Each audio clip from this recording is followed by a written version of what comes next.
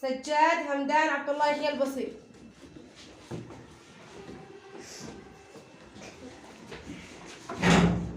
سمعي صوت البينة يا سجاد. بسم الله الرحمن الرحيم. لم يكن الذين كفروا من أهل الكتاب والمشركين منفكين حتى تأتيهم البينة رسول من الله يتلو صحبا مطهرة فيها كتب قيمة.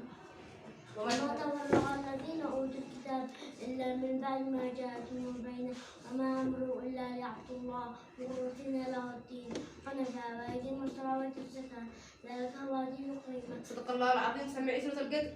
بسم الله الرحمن الرحيم.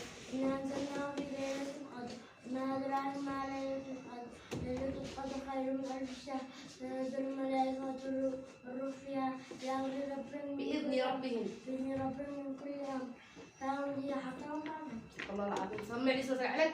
بسم الله الرحمن الرحيم.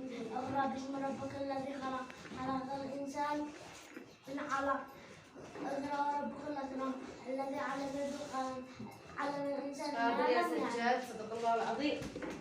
ها سجاد، ما هي أعضاء الرأس؟ أعضاء الرأس الفم والعقل. الفم والدماغ. الفم والدماغ. ما هي وظيفة الدماغ؟ تفكير. ماذا يوجد داخل الفم؟ الأذن واللسان. ما وظيفة الأسنان؟ الجهاز الأنف. واللسان. الإبط. ما هي أعضاء الصدر؟ القلب والرئة. ما وظيفة القلب؟ يضخ الدم إلى جميع أعصابه. ما وظيفة الرئتين؟ إخراج الهواء والدخول. شاطر يا سجاد.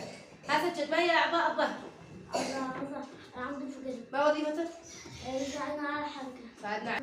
ما هي الطريقة اللي قام بها آدم؟ اليسار. نوع من أنواع؟ مكان الخلق. شاطر يا سجاد.